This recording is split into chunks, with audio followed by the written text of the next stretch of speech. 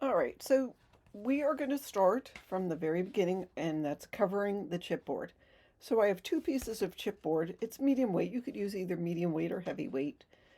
Um, and I'll list in the description box. It should already be listed. In fact, there's a list in my Ko-fi shop. It's a free list of supplies that I use. I'm not going to go over, the scoreboard and the things that I use, but there is that list in my coffee shop. So anyhow, chipboard, 6.5 by 8.5, two pieces. And the spine's going to be fairly hefty, because it's a baby book. You'll have lots of pictures. So 2.5 by 8.5. I've already put double-sided permanent adhesive on the back. I do use the Scrapbook.com brand because it comes in a roll and is very economical. But if you're only doing a couple of albums, then buy the sheets by all means. And the score tape brand is just as good. Now I'm going to use my scoreboard just to keep things straight. Although, to be honest, it's not that critical. I have a piece of cardstock. This is 65-pound weight. It's 8.5 by 10.5. I'm going to take these spacers. These are acrylic spacers. You could use just 1-inch pieces of cardstock if you wanted to, or just place it down without worrying about if it's exactly centered, because you won't notice. In the end result, you will not notice if the chipboard is perfectly centered on the cardstock. But I will go ahead and peel off the backing.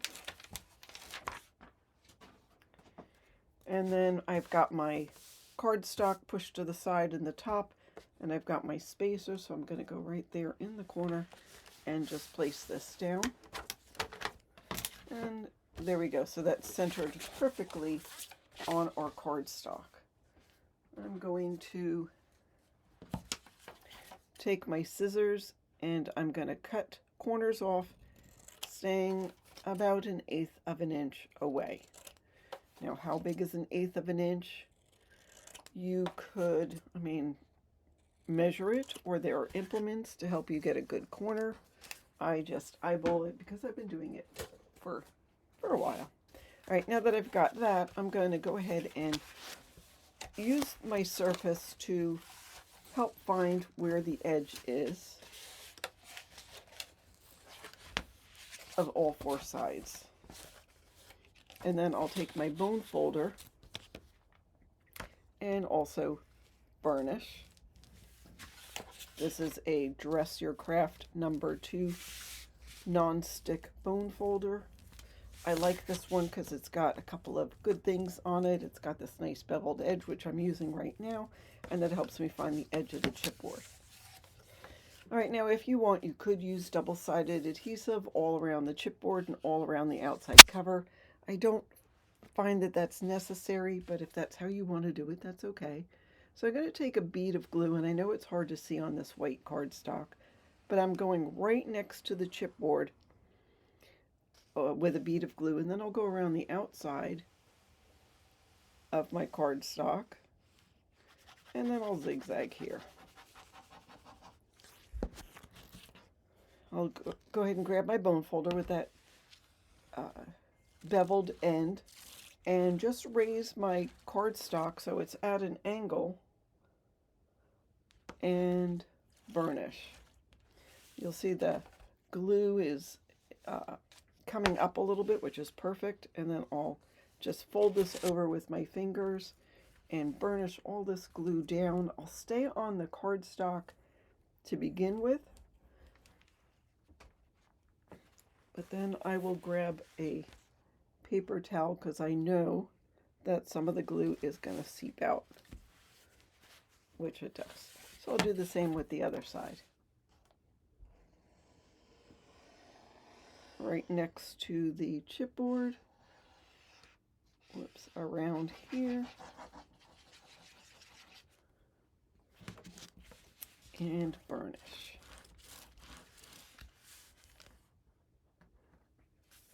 Now I got some glue on my bone folder, so I'll just wipe it off.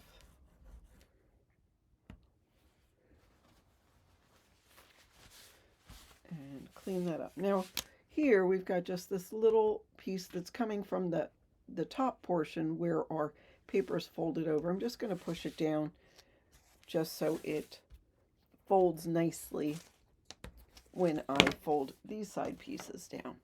So I'll go ahead and take another bead of glue, go around the outside.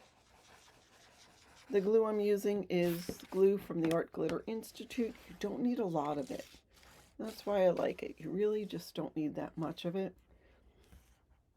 It dries clear, although it goes on white. And it dries fairly quickly. Sometimes too quickly. That's the one bad thing, but the good thing is that means you don't have to wait for glue to dry to go to your next step. All right, and zigzag it and fill it in. And fold this over. And there we go. I'll take my bone folder and just go along the edge. And there is a piece. All right, I'm going to do this other one off camera, and then we'll do the spine piece. All right, so to cover the 2.5 by 8.5 piece of chipboard for the spine, I've cut a piece of cardstock that's 5.5 by 10.5. I'm going to put that on my scoreboard, and I'll have a 1.5 inch spacer, 1 inch at the top. I will peel off the backing. Now we do have several layers of the backing just because I was piecing it together. I usually use a 6-inch roll, which works for most everything, but I had to add a 2-inch and a couple of 1/4 inch because I don't have any 1/2 inch, but it all works. And again, I'll put this up at the top and the side, press it down, and then that is it for my spacers. And I don't need the scoreboard. So I will fold and burnish to find the edges.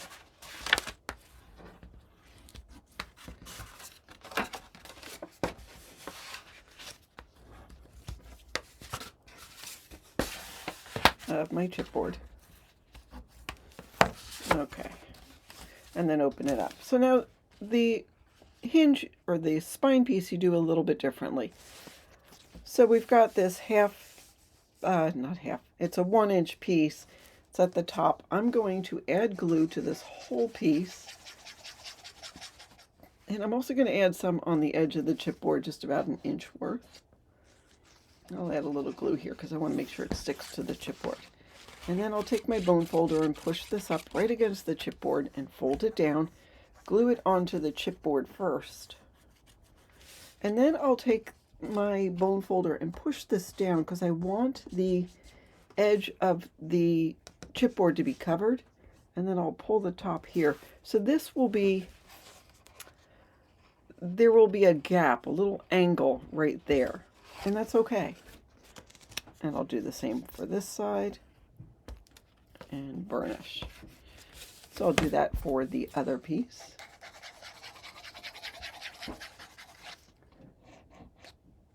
Add a little bit of glue there, a little glue on the chipboard just because I want to make sure it sticks. Fold and burnish. I'll push this in and fold that way. Push this in and burnish that way. I'm going to grab the long blade scissors, and I usually make sure this is real dry before I do this, but I'm going to take the top blade of the scissors and put it right against the chipboard and cut at a bevel this excess piece. So you see how much came off? So do that with, oops. There we go. All sides. All right, you see I didn't take off much, but it beveled all 4 of those sides. So that'll make it so we don't see them. We don't see this. Note, before I do this, I'm going to take my bone folder and just push this right up against the chipboard And then I'm just going to grab some double-sided adhesive. There we go. I just have 1/4 of an inch. This is not necessary, but I like to make sure that this is going to hold while the glue dries. So I'm putting that in the center of this wing piece. I'm going to burnish that real well. And then I'll peel off the backing. It's the other good thing about the bone folder. There's enough of a point that you can peel off backing with it, so I don't need to get out a pokey tool or anything. And if for some reason, if you get like a divot in it from burnishing or something, you can take a nail file and file it down. All right, so now I'm going to grab my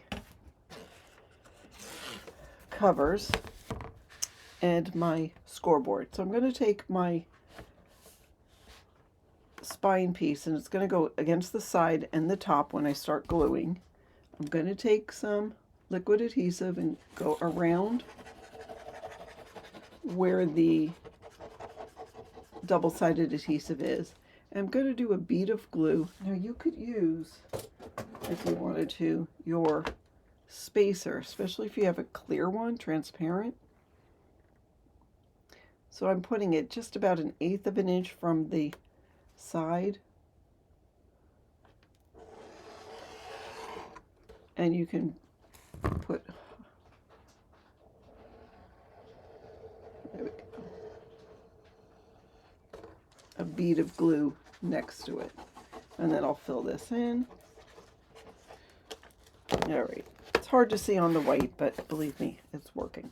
All right, so again, it's to the side and the top, and I will take this cover and go right next to the spine piece and burnish. I'm turning it over to burnish so the chipboard is level with each other. And we'll burnish all that glue. And there we go with that one. All right, now I'll do the same for this. I'll add glue.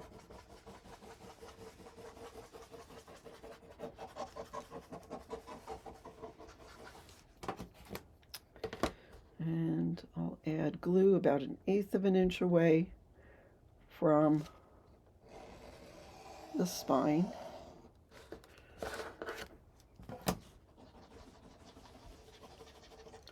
Fill that in. Okay, so now there's not much room for me to put this on, but there's enough to do it. If you need to, you could move this up, and this way you can put this on and keep it straight. So I'll put that on and turn it upside down and burnish.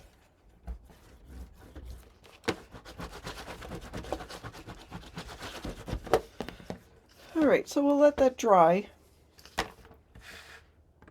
All right, I took a piece of 8.5 by 5 and actually cut it down so it's 8 3/8 by 5. You could do 5.5, you could do 6. I really don't want it to be exactly the same as these wings already. And I am just going to add glue. So I'm going to be fairly generous to add glue to the spine piece.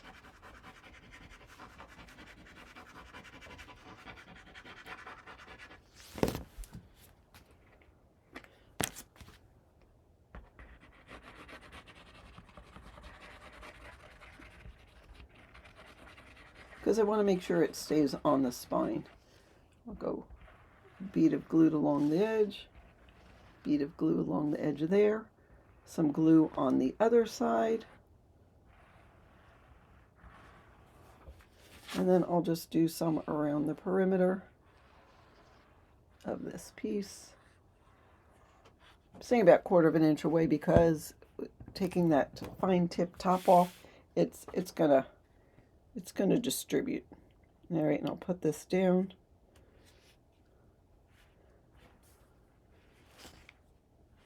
And then once I get it down so I feel like it's even, I'll burnish. Now it's going to want to move if you have a lot of glue on there, so just be careful. That's why I'm holding it.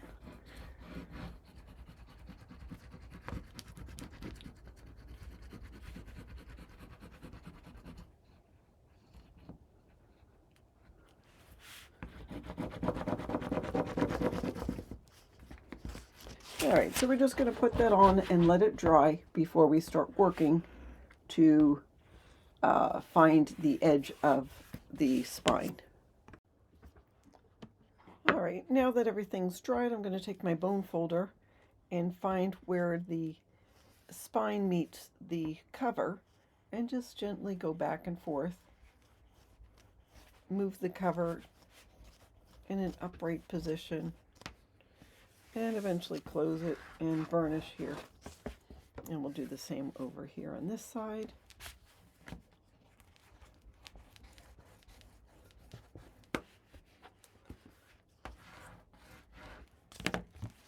All right, and there we go. There is our cover. All right, to make the hinge, we're going to need a piece of cardstock. I'm still using the 65-pound cardstock, 11 inches wide, 7 15/16 tall. So our pages are going to be 8. So I wanted it just a little bit under 8. So it's 1/16 inch smaller than 11 by 8. I'm going to go ahead and put it on my scoreboard with the 11-inch side at the top. And what I'm going to do is I'm going to be scoring 2 sets of 1/2 inch hinges with a 3/8 of an inch gusset in between. So you'll see the pattern. We'll start at 2, then 2 1/2, 3, 3 3/8. So we have the hinge gusset. We'll do another set of hinges, 3 7/8, 4 3/8, and 4 3/4, 5 1/4, 5 3/4, 6 1/8, 6 5/8, 7 1/8, 7 1/2, 8, 8 1/2. So that is 5 sets of 1/2 inch hinges with 3/8 of an inch gusset in between. So I'm going to turn this upside down and I'm going to fold and burnish in between each of that set of hinges. So I have 1/2 inch. We're going to fold in between those 2 1/2 inch pieces. I'm going to fold just on that one score line, and I'm going to make sure the sides match up nice and neat. I'll take my bone folder and burnish.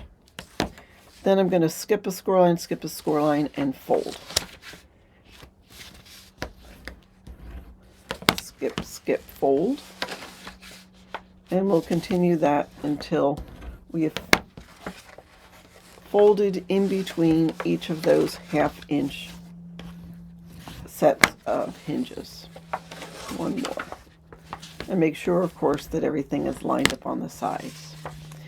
Okay, so now I'm going to keep it down on my surface with the bumpy side facing down. I'm going to pull this towards me, and when you do that, one line that you folded is going to come up, because that's where we've burnished. So I'll squeeze that and just gently burnish on that the base of that with my fingers. And then I'll pull this towards me again to get the next hinge and burnish. And we'll do that until we get all 5 sets of hinges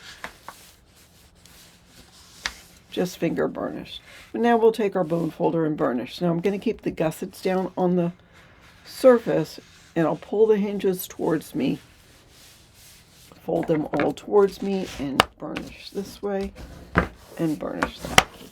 Now I'll fold those all away from me and burnish again. Okay. Now I will go ahead and add some glue. So I'm going to turn it upside down so we have the V's facing down, and I'll just hold it in my hand, and starting about 1/4 inch away from the edge, I'll zigzag, and then I'll take a bead of glue and go towards the top. I'll turn it upside down and burnish, finger burnish. So I'm distributing the glue. We'll again use our bone folders in a second, but I want to first get these to match up and be glued. So just zigzag and distribute the glue. If it comes out, clean your fingers. Okay, and then I'll do the other three. Now, you could do one at a time. I've done this so many times, it's second nature to me. But while you're learning, I would just do one at a time. And also, if you're in an area where there's maybe a ceiling fan, or it's very dry and the glue's going to dry, I would just do one at a time.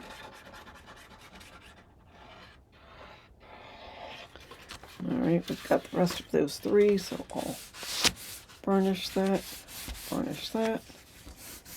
and there's the last one. So now I'll again fold it towards me and burnish. Now if any glue comes out, clean it up. But since I don't go to the very edge, generally I don't get any glue coming out. And then I'll push these away from me and burnish. All right, so there we have our set of hinges.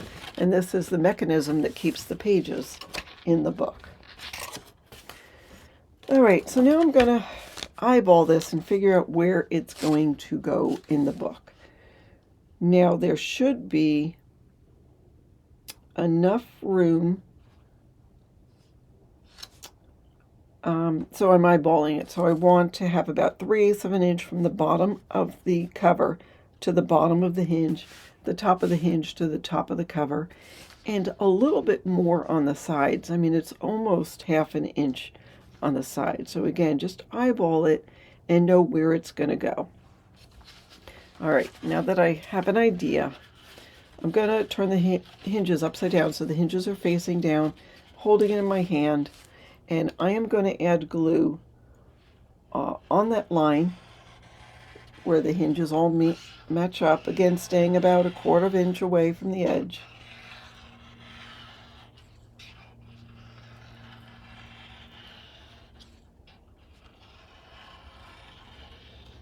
And then I will zigzag on each of those hinges.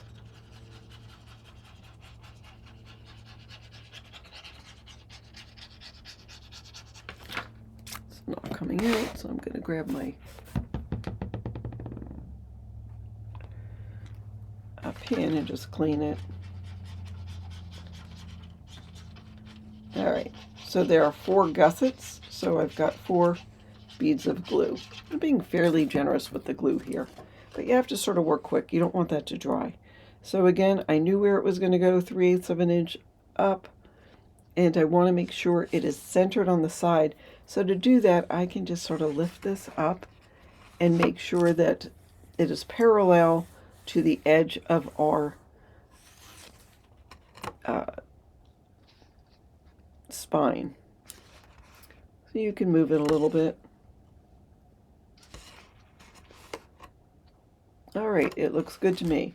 So now there are even number of gussets because there's an odd number of hinges. So I'll just take one of the 2 in the middle and just burnish it with my finger from the top to about the middle, from the bottom up. Now I'll take this one hinge to the left of where we just burnished and move this over, and you might feel the whole hinge system moving. So again, I'll finger burnish it and then move that over to that side and do the one to the right. Now generally I work a little bit quicker than this, but because I'm explaining it. And then when you fold them over to the right, you might feel the whole system move. All right, now I'll go ahead and burnish that. Okay, so now I don't have any glue under here, and that's what I'm going to do next. I will go ahead and add some glue on top of that piece we put on the spine. I'll put some, I don't need it, I don't need a lot necessarily for the wing for this piece, but I want to make sure it stays down here on this side of the spine. So I'll add some glue there. Go up and down a couple of times. And then once I feel like I have enough glue, I'll take my bone folder and start at the top, move it to the middle, start at the bottom, move it up to the middle, and just distribute that glue and burnish.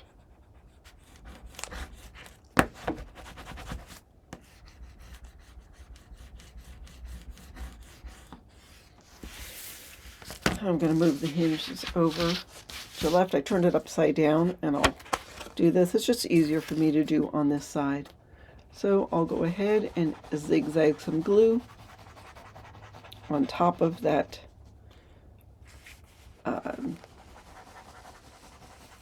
spine piece, and some glue there. We can go down there, go along the outside, zig there, and zag there, and go from the top to the middle, from the bottom to the middle. I'm using the edge of my bone folder to distribute the glue and go back and forth several times till everything's flat. All right, I'm going to let that dry for a little bit, and then once it's dry, then I will go ahead and again go into that crevice between where the cover ends and the spine begins. So you can go ahead and do that, and then we'll make the pages. All right, so just a note before I go any further, I am using 8.5 by 11 paper. I just find that's easy to obtain, and it's just what I'm using. You can use 12 by 12, but the scraps that you have, or the pieces that you'll have left, will be different sizes, so you'll have different scraps. And once I cut down the pages, which will be 6 by 8.5, you'll have a 5 by 8.5 piece, and you'll notice that a lot of my pages are a 5-inch, or a lot of my features have the 5-inch piece. So just a note, you'll have different size scraps, well, not even scraps, but offcuts once you're done. So I have cut down 10 pieces of 8.5 by 11 to 6 by 11. I'm sorry, 6 by 8.5. Each of these I am going to take and put the 8.5 side at the top, and each of these I am going to score. I'm going to score it at 8, just so they're all going to be the same size, because sometimes the paper is not exactly 8.5. This looks like it's like 8 and 7/16, 8 and 9/16, just a little bit. So I'm just going to score it at 8, and I will do that with all 10 pieces. I am going to be making my base pages all the same. It gives me a blank slate to work with. Now, you know, you can cut the papers and make pockets out of it and flaps without having to add additional elements to it. And I do that sometimes, but for this album, I am just going to make base pages and add to those pages. So we're starting with a blank slate. So score each of those with the 8.5 side at the top, score at 8. And I'm going to work with one set of these, so grab 2 of those, and I'll do the other 4 sets off camera. So we have 2 pieces that have the score line, which is about 1/2 inch at the top. I'm going to miter, so I'll pick up the paper and you can see where that score line is. I'm going to put my scissors right at that score line and just cut at an angle. And then I'll turn this over and do the same, so just cut at an angle. So we'll do that to all 10 pieces, but I'm just going to do 2 right now.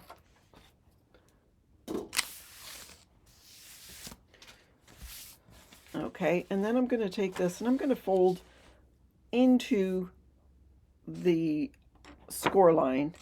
So the bumps here on the bottom, it doesn't really matter, but just to be consistent, that's how I'm going to do it. So I'll fold and burnish on the score line for both of those pieces. Okay, so now I'm going to take one, turn it upside down, and have the tabs on opposite sides. So here I have the tab on the left side, turn it over, and I have the tab on the right. I'm going to put the tabs on the outside because we're going to cover this. Now you could, if you want, put them on the inside. That would be perfectly fine. The reason I put it on the outside is once we put our pages in and there are hidden pocket pages, it won't get hung up on the tab if it's on the outside. So I've got the tabs. I'll make sure that they're even, and I'll open this up and add some glue.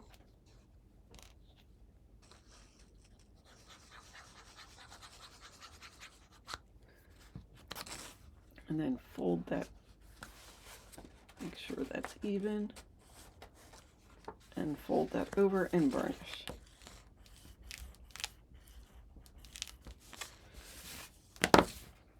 And then I'll turn it over and do the same with this side. So add some glue on this 1/2 inch tab. Make sure everything's even, top and bottom. Fold that over and burnish. So we'll make 5 of these sort of tubey pages. They're like a tube. So make all 5 of those sets and then we'll put them in the book. Alright, so I've got my 5 sets of pages all done. I'll pull in my cover.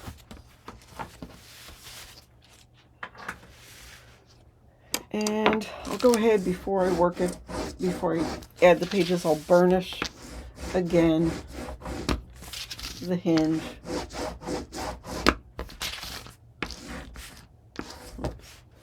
And then I'll also work the covers.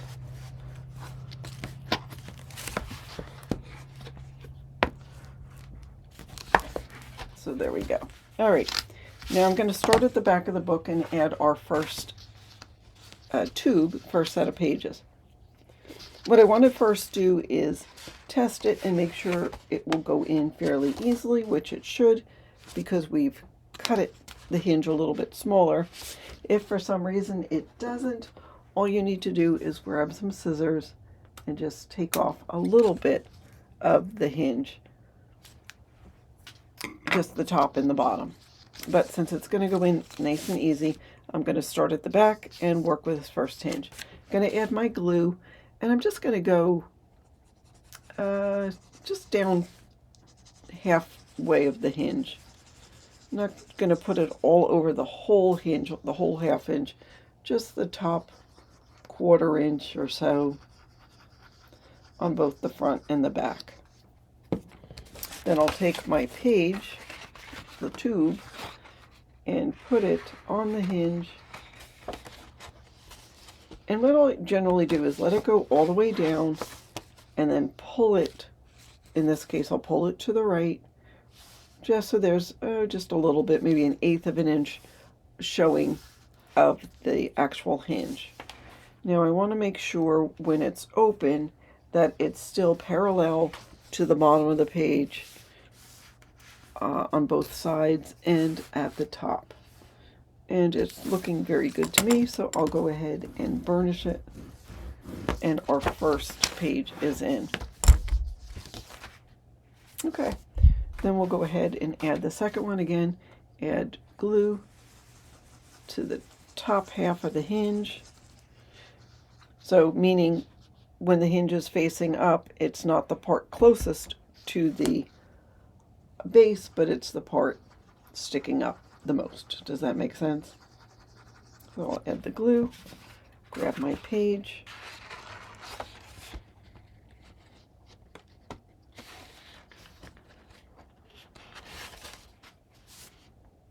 and match up the bottom of my pages and the top of my pages, and then burnish it and keep moving on. So we'll put all 5 pages in the same way. Oops.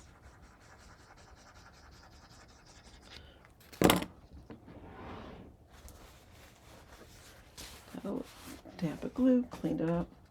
Now I do try to keep all of the pages consistent, meaning the tab is at the top for all of them. It really doesn't matter, but just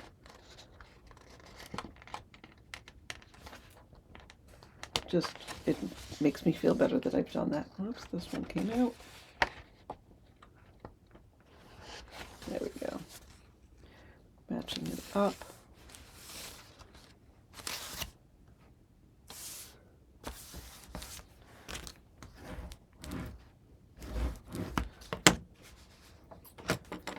I try to work fairly quickly once I've gotten the glue on.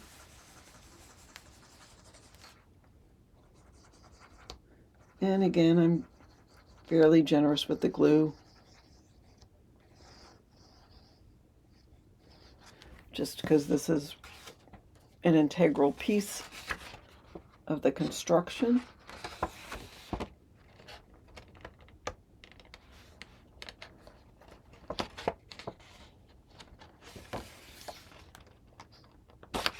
And you can see it's a little tight on here. I could cut down a piece, but I know it's going to work.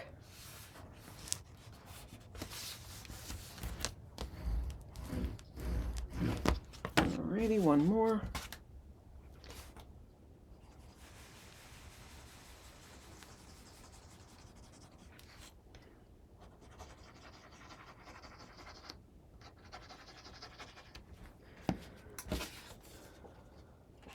And open the tube.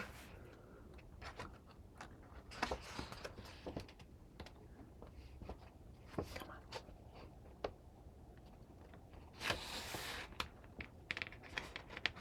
There we go. I could have just trimmed off the top, but I knew it was going to work. All right. Gonna burnish, and then I'll go through the book and burnish all of the pages.